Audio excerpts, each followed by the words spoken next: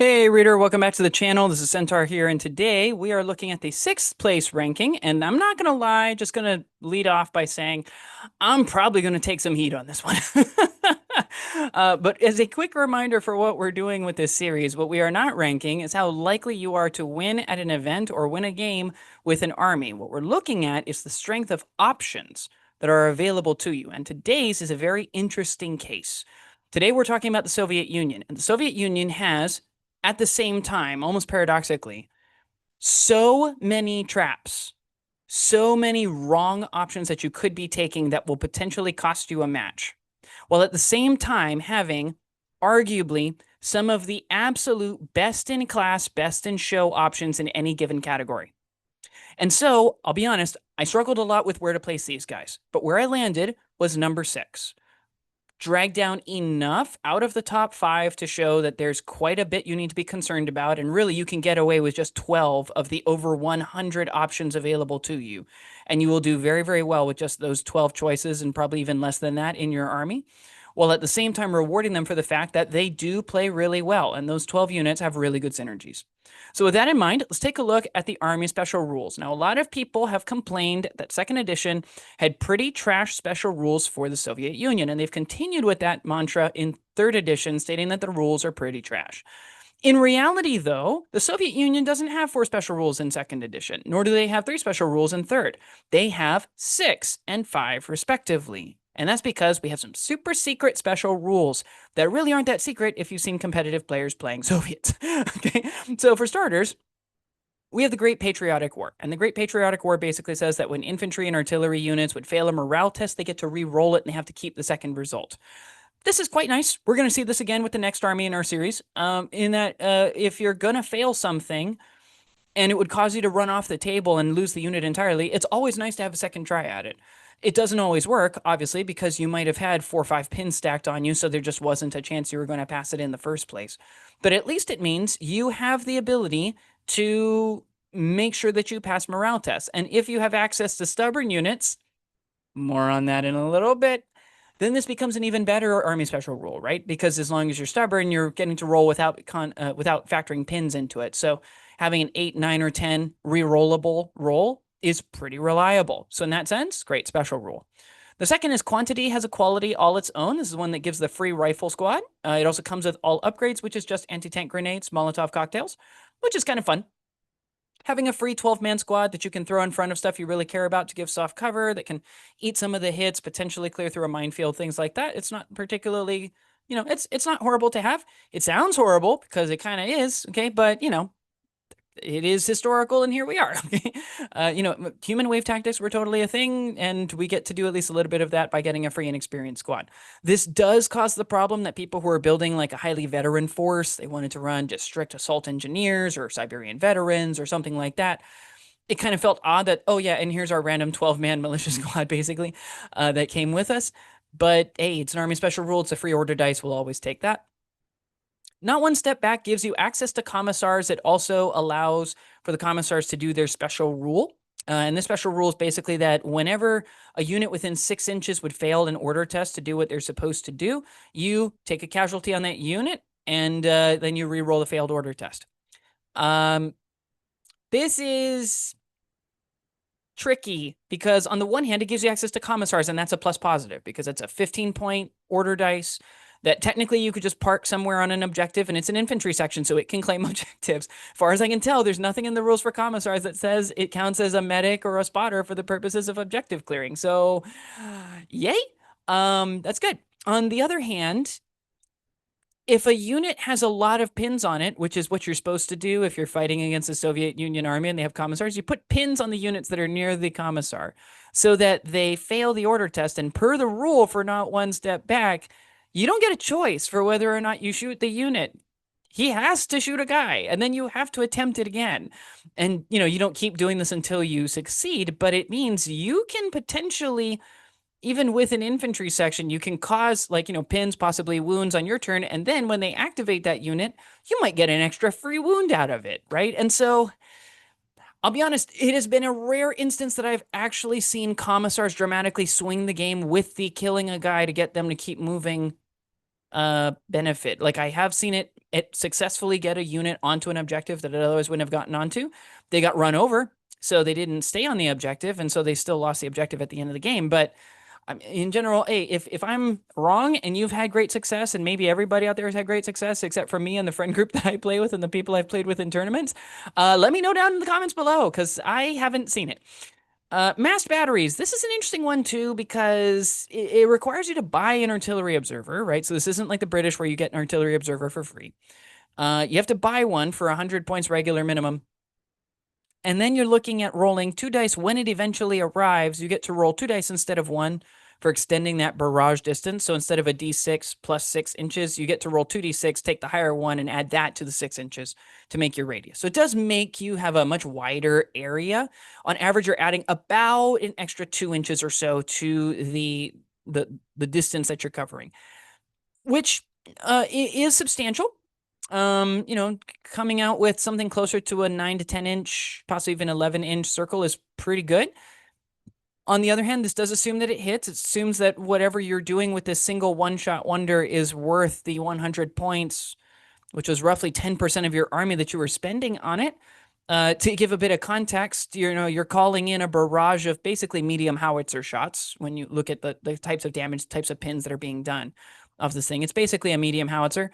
And for the same cost, you could buy a medium howitzer and the aforementioned commissar for the exact same number of points as a one-man artillery observer at regular, who is not particularly survivable on his own, and you're certainly sniper bait at that point.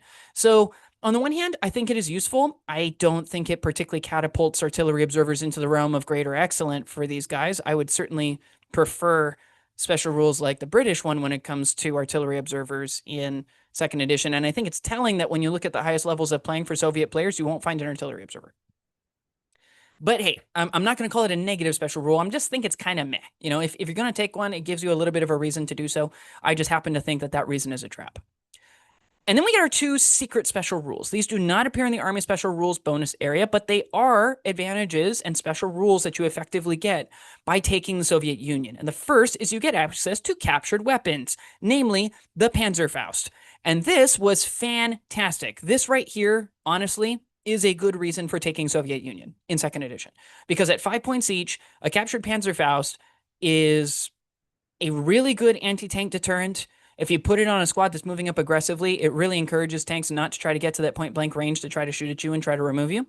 In fact, it encourages tanks to stay pretty far away from you at all. And in a game that had long-range penalties, you could antiquate a lot of armor by having just a couple Panzerfaust scattered about. And it wasn't even about firing them off. They were actually more dangerous to some extent psychologically when you had them instead of after you'd fired them. Because the whole time the opponent's planning around, oh, but if I get too close, I'm going to get too close to those Panzerfaust. That's going to be problematic. And then they're going to crack me open because Pen plus 6 is pretty unforgiving when there's no cover safe. So, like on its own, really fantastic rule. And I really don't know why people are complaining because a lot of nations get a whole lot worse Army Special Rules than free unit, reroll failed morale tests, and captured Panzerfaust, which are 3 rules everybody's going to probably be using when they run Soviet Union. We haven't even touched on commissars yet, right? Commissars and mass batteries is just gravy on top, whether you like the gravy or not. And then, as another secret special rule, you get access to the Lend-Lease program, which is to say some of the best armored units in the game. We're talking armored transports in case you want more of those. We're talking about tanks, tank destroyers, anti-aircraft vehicles. Whatever you want, there's a damage value 7 to damage value 10 option available for you through the Lend-Lease program. And a lot of these are the kinds of things that people took. In fact, if you look at really high-end Soviet armies, you'll find they tend to be running things like Bren carriers, Lend-Lease program, M3 Daka Stewards, Lend-Lease program. Sometimes you'll see something like an M3 Lee or, an M4 Sherman or something like that because basically somebody wanted to run like a T-34 and they were like, oh, for basically the same cost, I can either get double AT guns or a exact copy of the T-34 but slightly cheaper because it's easily catching fire. And per our video on easily catches fire, that's a really good special rule and you should take it, especially in second edition when it's a minus 10-point reduction to your cost. It's only 5 points in third because I think they caught onto what I caught onto, which is that it doesn't really matter. But, it's the exact same profile, it's the exact same stats, just for slightly cheaper. So, of course, you should consider taking it. And so, just off the bat, Army Special Rules are fantastic, one of the best in the game. And why I really don't understand why Soviet players have been complaining for so many years about the Army Special Rules for the Soviet Union. They're really good, actually, especially when you're looking at the stuff that's kept in secret, the secret sauce that goes into everything else. So, when we look at the headquarters options for you, honestly, it's fine, right? I mean, you get the same officer options everybody gets. You get, the same artillery and air observers that everybody gets. You get a slightly larger barrage radius on that artillery observer. I don't think it's worth 100 points, but you do get it. I don't think it's enough to bump it up into the good category. If you disagree, please let me know. Your medics are great because you get access to regulars, which is awesome. I would have also included personally an inexperienced medic option because they definitely did a lot of like basically conscripted medical service to boost like the doctor corps and the nursing corps from people who were in the civilian population tied to everything. And that just goes back to the whole total war theory of warfare, right? Where they really wanted to throw everything they could and all the resources they could into stuff. And so, like I think that would be kind of interesting. It would make it a little bit different and would definitely help to boost it up into like the excellent category. But we don't have that yet. An idea maybe for the new book. Who knows? And then, of course, you do get a special officer. This is the commissar that we talked about earlier. The ability to remove a model in order to keep things going does have some utility uses. I don't think it's particularly great. The big usage you get off of the commissar is that it is a 15-point inexperienced rifle or submachine gun if you really want one. And that's pretty good. Not going to complain about that. For infantry, there are so many infantry choices, and most of them are not worth your time, okay? We're not going to go into all of them here, but just suffice it to say, your inexperienced troops are fine. We're not going to say that they're poor because you get a free one that's 12 men with AT grenades. So I'm not going to argue with that at all. You get militia and you get Strafbot shirkers, which are also great because they can take unarmed dudes for 4 points and 1 point respectively. And the militia can be taken shirkers, so they can get down to 1 point unarmed dudes as well. So, not going to argue with that. However, it's worth noting that because of this, and this goes back to part of the problem with the list, these are effectively the same unit. There's no additional special rule that gets played into these. I would have loved to see the militia because these are people who got called up and served, were told to fight and agreed to fight. They volunteered. They're in there. And it all, I would love to see them get something maybe even like stubborn, since you don't get stubborn anywhere else in this list. Yeah, that's right. We're coming for you later on, paratroopers. We don't get stubborn anywhere else in this list, and that would have at least made them different from the Strafbot. Now, if they're stubborn, I would also remove the shirker penalty. But then again, I would also just remove the shirker thing in general. I don't think that there were shirkers among the militia corps that they're trying to represent here, because that they're really trying to show with the penal colonies with the Strafbot shirkers. Okay, now whatever, it doesn't matter. All you need to know is these things are fine. If you like super cheap infantry sections that don't need to do very much for you, and you plan to have things firing at other stuff instead, and you can just have these guys just sitting back going down on an objective, then hey, they're fine. But they're not going to do a lot of work for you. You then also have legitimate actual traps, like the light machine gun inexperienced section and the submachine gun inexperienced section, where you're paying for things like light machine guns or mandatory submachine guns on every single dude, which means you're paying the cost of a regular infantry section for an inexperienced infantry section that has a penalty to hit with a weapon that you kind of want to hit with because you can't use it until you get within 12 inches, which is not the kind of place you want inexperienced troops to be, because they're very easy to remove. And again, no cover save. So I just don't know why these are good ideas and good options. I'm sure part of it's just thematic. Fair enough. Can these be merged with the militia option? Maybe. Okay. I just feel like there's a lot of bloat in the inexperienced section. And then furthermore, we have a partisan section, which is fine. I like partisans, designed to represent people who are called up by central authority to fight from behind enemy lines. And, they really tied down a lot of German units, a lot of other units. And that's great. I love that. But for whatever reason, they get access to shirkers, which is really weird, considering shirkers is supposed to represent people who didn't want to fight, but were kind of pressed into it and made to do it anyway. And I just don't know who we're referring to when we're talking about sign-on volunteer partisan units behind enemy lines. So there's just a lot going on here in the inexperienced section that, like, it's not show-stopping good.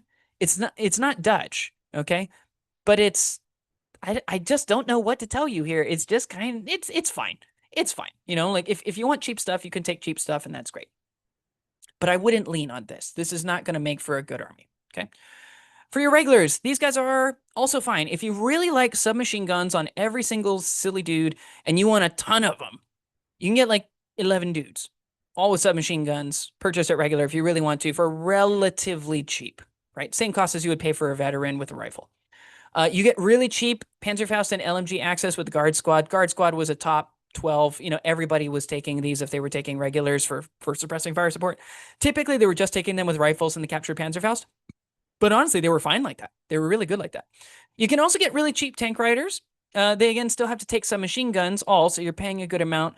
And they had the ability to pay +5 points for body armor, but that's a trap. Don't ever do that on regular tank riders. And the reason why is you're paying +5 points to effectively increase the difficulty of wounding you from 4s to 5s, which you could do for 3 points by taking them veteran. As a veteran tank rider team, get the exact same benefits with the exact same bonuses, except that you also get morale of 10. So don't do regular tank riders with body armor. You can do regular tank riders. That's fine. Just don't put the body armor on them. Okay. And then you do get access to a cavalry squad. And that cavalry squad is great, except that you also get access to veteran Mongolian cavalry, which we'll talk about presently.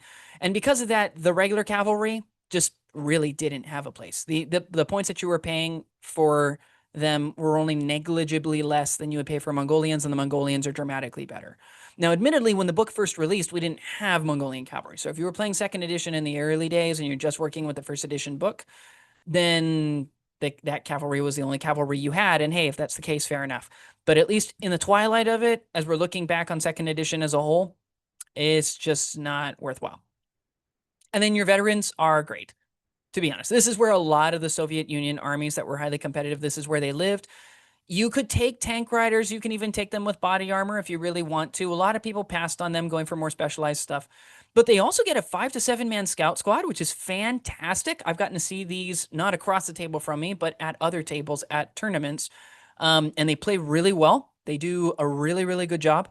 And they are one of the largest forward deploying infantry sections you can take. You can take them with rifles. You can take them with submachine guns. You can take them with anti-tank weapons. These guys are phenomenally good, and they only get better when you jump into third edition. And then, of course, you get Mongolian cavalry. These are cavalry that have tough fighters all the time, whether they're mounted or not, because they have swords, which is kind of awesome. And they have the ability to use their rifles even while on horseback. So instead of having a 9-inch move with a 6-inch range from having a carbine, you'd have a 9-inch move with a 24-inch range, which is fantastic. Okay, if you want to play a skirmish army, if you're used to playing like Wood Elves from Warhammer Fantasy 8th edition or the Old World, if you're used to playing Eldar or something like that, Mongolian cavalry, not very fun to play against, but very, very fun to use. Okay, and then you jump into your specialists. This gives us, of course, the assault engineers. This is the unit that most everybody ran. You would almost never see a Soviet army without these. You can take body armor on these guys if you really want to, which is fine as long as you have a transport, because otherwise these guys are never going to make it to where they want to go. They had a mounted recon unit, which allowed them to take a flamethrower in a squad without being engineers, which is kind of fine. It also allowed you to leave up to 2 men behind in the transport that was carrying you so that they could continue manning weapons, which wasn't particularly necessary for your standard Soviet vehicles, but became a big thing because of the Lend-Lease program. Okay, now, I don't think that the Mounted Recon Squad was a highly, meta-competitive sort of army, but if you wanted flamethrowers in a unit that was cheaper than Assault Engineers, you could do it, and that was really nice. You had your Siberians, which you could take regular or veteran. The big thing about the Siberians is that, one, you could pay +1 point per man for tough fighters. So if you just wanted tough fighter access on veterans for dirt cheap and you didn't want to pay for submachine guns, you had the chance with Siberians. But Siberians also allowed you to take every single man with a submachine gun, not particularly uncommon for Soviet Union forces, but they're the only one that can get to 12 that can do that. So if you want 12 guys, each firing 2 shots, 24 shots, all coming out from veterans, it's over 300 points. But it's going to be really hard to remove, and they are going to wreck whatever it is that you're seeing, especially if you're firing a point-blank range. So in a world that has lots of submachine guns, these guys are the top of what you might want for submachine guns. You also have naval infantry. Naval infantry are just regular infantry with tough fighters already pre-purchased. That's all it is. You also had your smash infantry. These were veterans that basically got the commissar special ability. So if somebody failed an order test within 6 inches of them, they would shoot somebody and make them re-roll it. So you can effectively spam out more commissars than you actually have. Of course, the problem with the smash option is that if you're limited to, say, one generic reinforced platoon, which is pretty common, uh, you're obviously not going to take a lot of these because you're just going to be shooting each other, right? In order to keep yourselves moving, right? Because who else are you going to be working with? So they were better as part of a larger group, but we didn't really see them being heavily used. Again, because I think some people were like, why would I want to suffer more wounds on myself, especially if I've got a unit that is heavily pinned and they're not likely to pass on the reroll, right? It wasn't a fluke roll, it was just a normal roll. Well, then there's your options.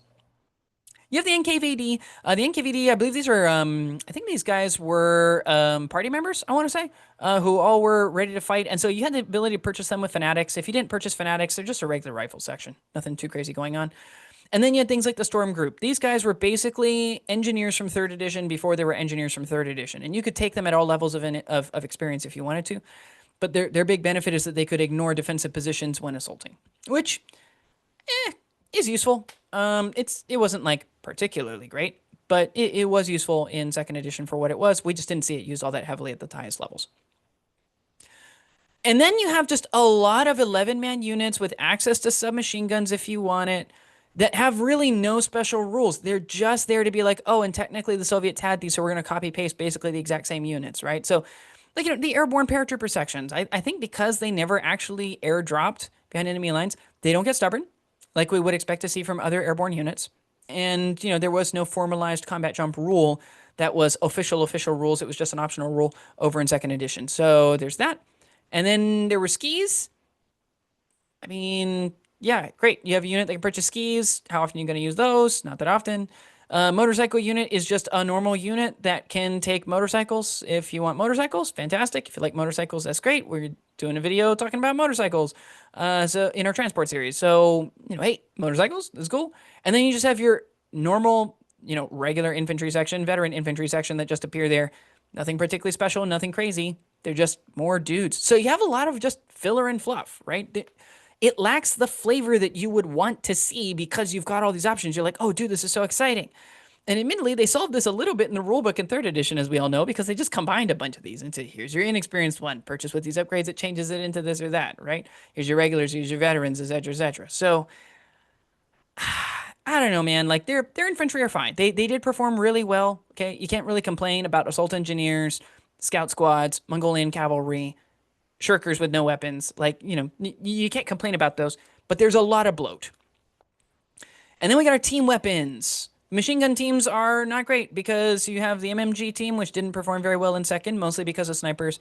And you have the HMG team, which performed even worse. The benefit, though, is that you can add a gun shield to both of these.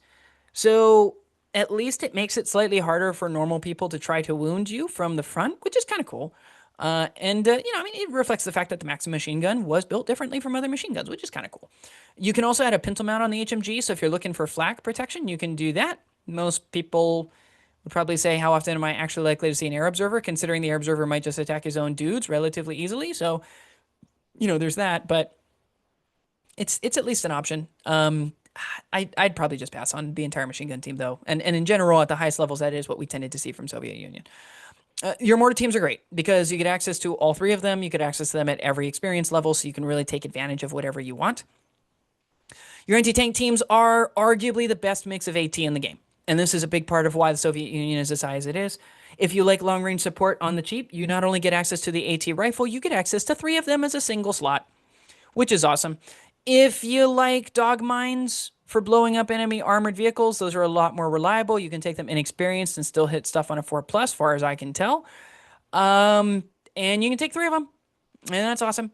And if you like throwing away points on anti-tank grenades, that I don't think work, even if you get to roll twice for each dude, then you can take tank hunters. I think it's a trap by comparison to the other 2, but you technically have that option as well. There is another one, which we'll talk about in special team weapons, but just suffice it to say, no matter what you want, Soviet Union has you covered. Sniper teams are actually pretty bad. You get access to the normal snipers, which is fine, but then they added 2 more options in later books, both of which I don't really like. The first one is the Zykata trap, sniper section, and this is just a straight up trap. It allows you to take a 3-man sniper team, which is already problematic because it means you're losing the small team -1 to hit penalty against them. So they're a lot easier to remove, and since they're counted as regular, when you first purchase them. First of all, 120 points for a 3-man regular team is pretty darn high. And all it is the chance to either fire one shot with the main sniper guy or two shots with the trainees. And so you can get, admittedly, a two-shot sniper on a given turn. But the moment you lose one, you're down to a one-shot sniper because you still can't fire with both the grizzled veteran and the trainee, the Zakata. You have to still choose one. So now you're down to one. And if you lose more than one in a given turn, one, that's a morale check. So there's that.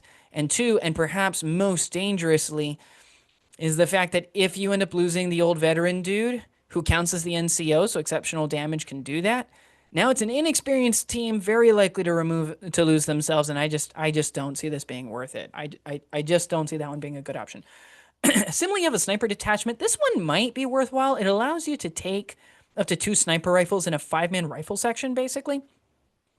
So it's like 125 points, if you end up taking both of them, which I don't know why you wouldn't take both of them in the section. I mean, it's durable, don't get me wrong. Again, it's another way to get a 5-man squad really far up because you have that forward deploying option. 2 sniper shots is really great. You have a couple of extra bodies you can take in case you're losing it. I just don't know it's worth 125 points. Like that is an eighth of your army at 1,000 points, which is by far the most common points level to play at. For a double sniper, I just don't know. So there's that. You got flamethrower teams. These are the best flamethrower teams in the game because for 5 extra points, you can make them immune to being auto-removed by snipers. And you can make them, more resolute against exceptional damage in general. I think that's worth it. And if I was taking a flamethrower team, I would take that every single time. Take it regular, take it veteran, doesn't matter. That's going to be a good investment for you. And then finally, we get the Implement Molotov Cocktail Launcher. Now, I 3D printed one of these from, I believe it's Dewey Cat Productions, over on Wargaming 3D. You can go ahead and pick up a copy yourself. I highly recommend it. It's a Molotov cocktail launcher, which basically means it's an anti-tank option that basically can do an HE style attack that can potentially set vehicles on fire and make them take that on fire test. It has to fire indirect, I think. So, how often is it actually going to hit? It's got a really short range. I don't particularly like light mortars, so I don't particularly like Implement Molotov cocktail launchers, but it's up to you. You can do it as you will. On the whole, I think the team weapons are pretty good as far as this game goes. Artillery. We got a couple of other standout options here. So in the howitzer section, you basically just get, howitzers at every level like you would expect to see. And somehow, even though, you've got the whole, God of War thing going on for the Soviets in World War II, somehow your artillery don't actually get boosted. Your howitzers don't get boosted by any of your Army special rules. And I just find that kind of weird. Doesn't mean anything's wrong with them. I just think it's kind of weird. So there's that. More on that when we get to changes I'd make below. And then with the AT guns, you have quite a few traps, but some interesting options along the way. So you get a light AT gun, then you get another light AT gun that can pay extra points to get improved ballistics, so a better penetration when you're up close and closer to it, which is kind of fun. I don't think I would personally take it because I'd probably take the ZIS-3 divisional gun, which is a medium anti-tank gun for basically the same cost as a medium anti-tank gun, but it's versatile and can fire as a light howitzer, which is awesome. You don't get access to a spotter, but you can fire a 2-inch HE shell if you wanted to, and you can fire indirect, which is kind of fun. You also get a versatile heavy AT gun that fires a medium howitzer, which is the A19 field gun, and it's actually cheaper by 10 points than just a medium AT gun. And it's the same cost as another AT gun, heavy AT gun. So they've got 3 heavy AT guns, and 2 of them cost the same, but one of them's versatile, one of them's not. And you've got another one that is exactly like the BS3, the 85 millimeters, just like the BS3, but one of them is 10 points cheaper. I don't know why that is. That's just kind of weird. But the big reason why the A19, even though it is versatile, why it is cheaper or on par with other AT guns is because it does have a negative special rule that makes it so that it always counts as being at long range, basically. You never get that benefit, and you never get any of the benefits for firing at point blank range. Because I guess the sights weren't particularly great at range finding or something like that, which honestly I think is fine. Firing at long range means that you're technically only pen +5, and you're technically going to be getting that -1 extra to hit. But again, I just wouldn't take the A19 field gun. I would just take the ZIS-3 divisional gun, especially in a game where you only get to take one. So to me, it was all just a bunch of 6 and 1 F doesn't have another. It means that some of these are pretty darn bad. In fact, a whole lot of these are just traps. It's just that you do get the ZIS-3, and the ZIS-3 is really good, so I can't give it a poor rating. And then when you get to anti-aircraft guns, these are actually really great. You get either a single light AA gun or a single heavy AA gun, and both of those are fantastic and they're well priced. So I'd take them. They're worth looking at. Probably still Zis 3 for me, just because again it is versatile and you can choose what you want to do with it. But on the whole, pretty good options here. And then for rocket launchers, you get access to the M30 in one of the later books. This is a multiple rocket launcher that does a 4-inch HE blast instead of a 3-inch HE blast. Still fires like a heavy mortar instead of firing like a heavy howitzer, which is important because of that minimum range. However, the trade-off to getting that higher level HE, and it's good because it needs an extra trade-off to that extra HE, is that it does D3 pins to itself every single time that it shoots, and it has to take a rally order in order to reload on a given turn. So you're going to fire on turn 1, rally and reload on turn 2, and then fire, and then rally, and then fire, and then I guess probably go down. I don't even know what you do after that, because it's not like you need to rally after that, because you're probably not going to get a 7th turn. You could rally just in case you get a 7th one, but let's be honest, your multiple rocket launcher, if it still has jobs to do and serious jobs to do on the 7th turn, something weird has happened with the battle. So on the whole, M3 is fine. It's an interesting trade-off. It's a lot of points. I don't think I would personally do it. I think I would probably still just take the Zis 3 personally in this section. But there were a number of people who took the M30 at high levels of competition, and they did really well. So there's that. For armored support, their options are good, but there's a whole lot of traps. And there's a whole lot of things that are literally exactly the same vehicle. They just go by a different name because they were made at different times. Okay, so just realize, even though the list is really long, especially once you factor in the Lend-Lease program, it's actually quite short. And there are some standout options here. You get access to things like the T-26. If you just want cheap machine guns, you can get cheap machine guns. If you want a flamethrower on a really, really light chassis, you can do that. I think the OT-26 is a trap, personally. You get light auto cannon with a coaxial machine gun, which I don't know why I would ever use the coaxial machine gun. I'd probably just go with the light auto cannon every single time, but there it is. It exists on the T-60. And then you get some of those monstrosities like the T-28 and the T-35 with tons of turrets, with tons of machine guns and other weapons and stuff. You get the T-34 in case you want to pay a few more points than you would pay for an M4 Sherman. Or if you like the sleeker design, because it is, I think, slightly shorter. But let's be honest. Most people were taking the Daka Stewart. If they weren't taking that and they wanted tank duel, they were taking the M3 Lee. Okay, most of the tanks that are actually in the tank section of the book for Armies of the Soviet Union skip over, because most of what you get there, you're going to get better and slightly stronger options when you're looking at the Lend-Lease program, right? For every KV-1 that's out there, there's a Churchill that's basically just as good and slightly cheaper.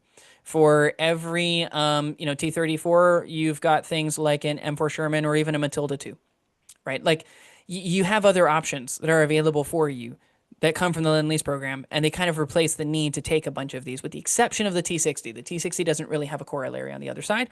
Same thing goes for the T-26 if you just want a ton of super cheap machine guns on a V7 chassis. For tank destroyers, they're fine because you get access to the M10 Wolverine, and the Wolverine is fine if you like tank destroying. It's really good at busting things open and being semi-reliable, and it'll take some beating for you. Honestly, the other ones you get are traps. I'm sorry, guys. I don't like the IS series by comparison to the Wolverine. I just don't think it's worth it. Sure, a number of them are not open top. That's great. I just don't like the tank destroyers. So there we are. Especially when you're comparing these to a Daka Stewart or an M3 Lee. I just don't like it. So here we are. And then when we go to self-propelled guns, these are actually pretty great. You get access to the BT-7A, which is, it's a light howitzer, fully enclosed on a nice chassis, which is really great. You get access to the Su-76, which is fantastic. If you want a bigger gun than that, you have the Su-122. And the, I'm sorry, it says US-152. I think it's supposed to be the Su-152, which is even bigger than that if you like heavy howitzers and you don't want to take the KV-2 because maybe you don't want something that's slow. I mean, all of these things, they're fine. Again, I don't know that you'd take them over an M3 Daka Stewart. I don't know that you'd even necessarily take them over an M3 Lee, but I've played with a bunch of these, and they're really fun. There was one thing that confused me, though. The Tashanka, which is just a horse-drawn carriage with a machine gun out the back, is in the self-propelled gun section. And technically, a machine gun is a gun, I suppose. But I don't know why it's here. I feel like it should be in the armored car section, because it's kind of closer to what it is, but it's here in the self-propelled gun section. So that was kind of weird. I present no other commentary. Just, I find it strange. And here we are. I wouldn't personally run one, but here we are. Okay. For your anti-aircraft platforms, these are really great. You get access to the Tokarev Quad Maxim, which is fantastic. 20 shots out the back of a truck, is fragile as a chassis, but it will do work. So there's that. And you get the M17 MGMC, which is if you want to have heavy machine guns out the back of a half track, an armored half track. Then you get those as well. And of course, in special vehicles, you get the Katusha, which is a multiple rocket launcher on a truck chassis. It is very cheap. It can be very deadly. You can pair this with an M30, and you can really keep rockets going down range. In case you're playing against a gunline army, this is one way to try to break them up and make them spread out. The Soviet Union didn't really use any tiny tankettes, mostly because they were using them all to tow stuff. We'll talk about those in a little bit. But in the armored car section, honestly, these are not very good. These are not very good. A lot of these get light machine guns instead of medium machine guns. Oftentimes, if they don't have light machine guns, they have heavy machine guns, which is also not particularly great. You do get some like the BA-20. I'm not gonna say no to a recce flamethrower vehicle with wheels that can get double movement on roads and is very, very maneuverable. I'm not gonna say no to that. But I think it is fair to say there's a whole lot of nothing around that BA-20. Okay. You do get the M3 White Scout car, which is fine. If the heavy machine gun was as good as it is in 3rd edition, I'd say that this was fantastic. As it stands, I don't think it's particularly great. Okay. So in general, even when you get stuff that allows you to say tank duel for slightly cheaper and stuff like that, it's just really costly for the value you're getting out of it. And I just think you could do better taking 1 or 2 more infantry sections than you can by taking an armored car. And then when it comes to tows and transports, these are actually really good. You get both wheeled and half-track options. You can take pintle-mounted machine guns on these things, which is always awesome. Your armored carriers are honestly among the best in the game. You get the Bren carrier if you only need to transport 5 people. You get the Comsom Lentz if you need to transport 6. You got the Emperor White Scout car if you want to transport 8. And if you're taking one of those mounted recon squads and you want to leave some guys behind and you want to spend a lot of points on a damage value 7, open top transport with multiple machine guns because you think you're going to get some value out of it that a lot of people didn't see, you do get access to, I think, the M2, the M3, and the M5 half tracks. You get access to a lot of armored half tracks as well. Okay, so whatever your needs are, Soviet Union has you covered. For your gun transports, it's the best in the game. You get pintle-mounted trucks. You get Bren carriers with an extra pintle-mounted light machine gun on it. You get access to the Comsom Lentz if you want to go a little bit cheaper. You get access to the M3 White Scout car if you like heavy machine guns. You get everything you could want, which is fantastic. Your tows are great because you get access to horse-drawn limbers. And you get access to some tractors, which is kind of cool. No real gun tows other than obviously the fact that, things like the Bren carrier and the Comsom Lentz can tow stuff. And so in terms of best choices, and this is where you can start to see it, there aren't many, right? You have about 5 or 6 infantry that are probably worth pursuing, depending on what your strategy is, and maybe you mix and match a bunch of these. And that 6th includes the tank riders with a question mark, because I'm not entirely sure it's a good idea. I know some people really like it, and fair enough.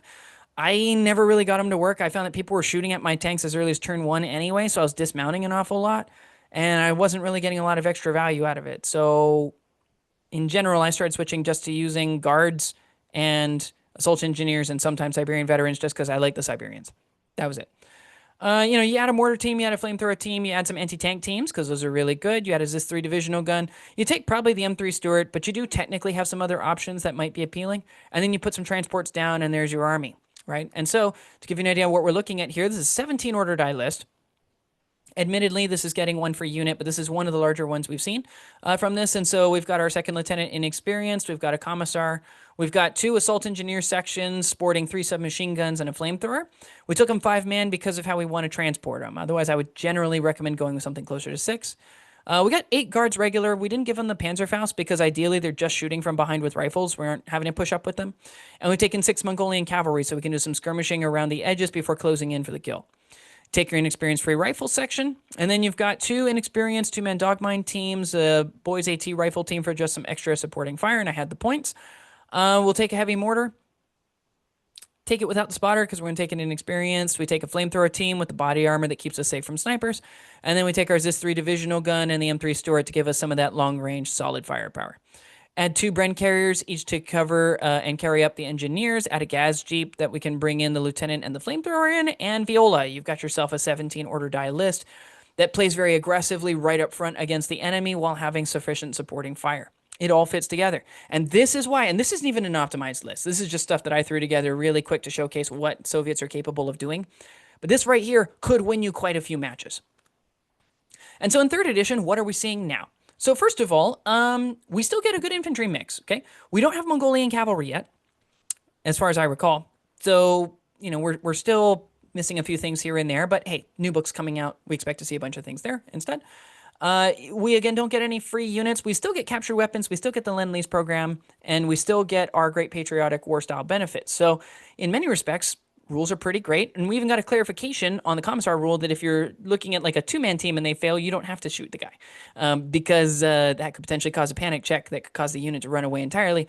Glad they caught that. That's very nice. Appreciate that very much. You do still get access to assault engineers with flamethrowers. You know, you don't have the mix between mounted recon that can take a flamethrower and assault engineers, but that's mostly because, again, they just kind of opened up the engineer section quite a bit going into it. Again, because flamethrowers took quite a beating and the cost for them went up quite a bit, I'm not entirely sure that it's worthwhile to take them, but you can. You're just 3 hits more often, which is awesome. Did not go up in points cost, so it's phenomenal.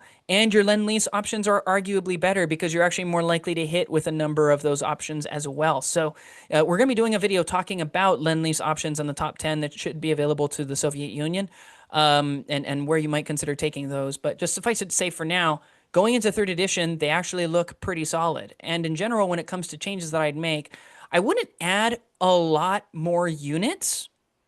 I feel like they were pretty thorough on what they included, almost to the point of just flooding us with stuff without actually giving us a reason to take them.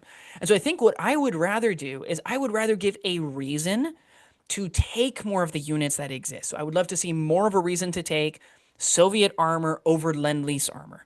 I would love to see more reasons for why you should take paratrooper veteran infantry over and against tank rider veteran infantry, over and against assault engineer and veteran infantry, over regular veteran infantry, over Siberian infantry. I want reasons for all of these, okay? In terms of subtypes, honestly, this could be really tricky for how they do it. They might go the British route and do more than 3, but if I'm limiting myself to just 3, I think we could see an NKVD one that gives you access to fanatics on all your guys if you wanted to. That would be interesting to see. And it breaks us out of the whole everybody gets stubborn sort of deal. I could see them going with Siberians to represent Eastern Soviet Union, which a lot of people tend to forget about. A lot of people, because so much of the war happened on the Muscovite side because of the treaty with Japan, that predated World War II. Or at least predated the invasion of Poland, depending on when you want to count the beginning of World War II.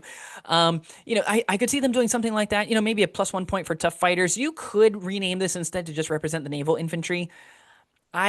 I'd like to see the Siberians get a little more love, one, because that's personally one of my more favorite units when it comes to the Soviet Union.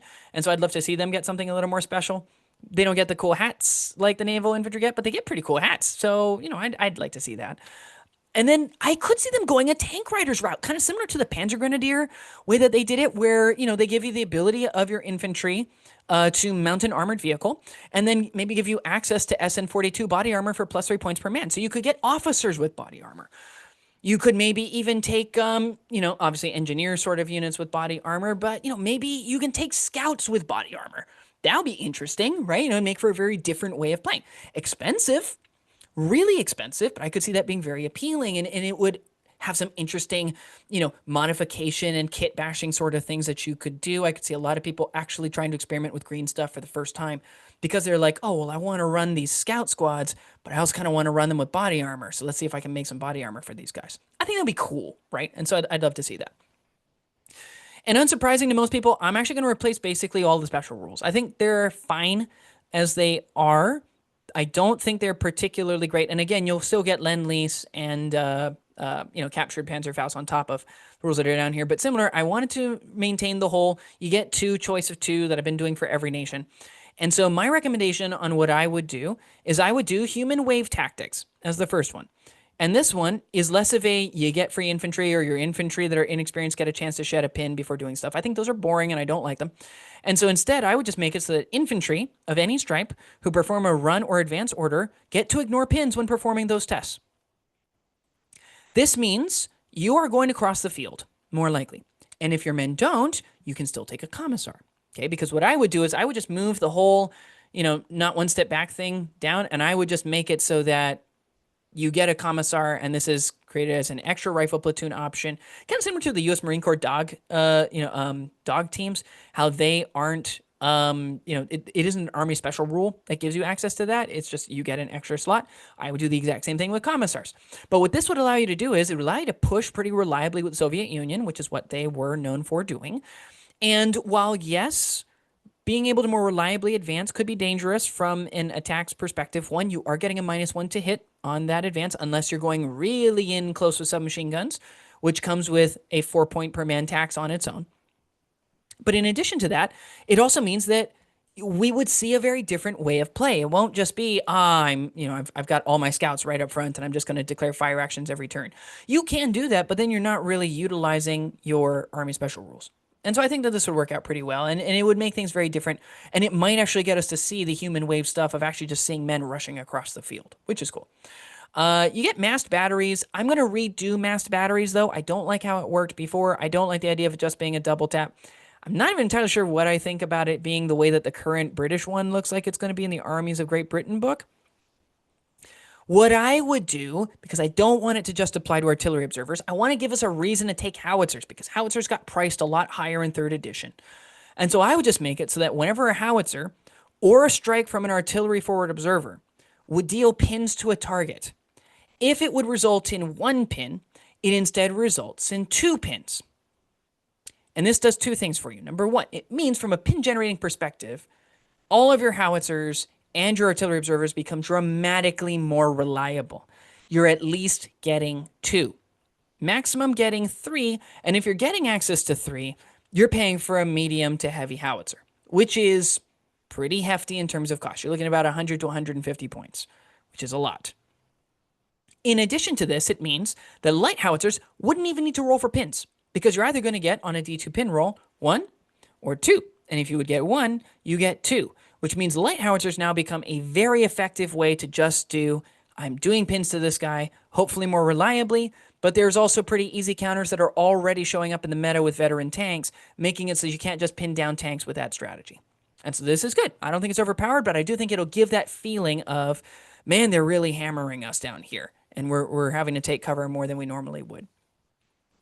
And then I would give you a choice between 2 options. The first would be defense in depth. This reflects the fact that the Soviets placed a whole lot of minefields and barbed wire and dragon's teeth and stuff like that behind their own lines, so that way if they had to fall back, the enemy couldn't really do effective breakthroughs. And we see this in place even to this day. Even today we start seeing this sort of strategy. And so I give you the ability to add 1 minefield or 2 barbed wire strips or 1 6-inch trench section to your army. Right? These are roughly a 50-point upgrade when you look at the the optional rules, well, the defensive fortifications rules in the back. And I think this could be a very, very cool option for you if you want to play a little more defensible, or if you're just like, man, I don't know that I necessarily have a good option. I'm going to throw an anti-tank minefield down because maybe I'm using a bunch of T-60s and I'm using a bunch of light howitzers, and so I've got a bunch of Pen +2. Maybe I'm using a bunch of AT rifle teams, right? And I'm like, well, I don't know what I could do to a big tank. So I'm going to throw a minefield down in the place where the big tank is most likely to try to roll through, and make it so they got to take some time either going around it, maneuvering around it, or, trying to clear the minefield, both of which are fantastic for us. And so that's one option if you want to play a little more defensive and you want to disrupt a little more with defensive fortifications.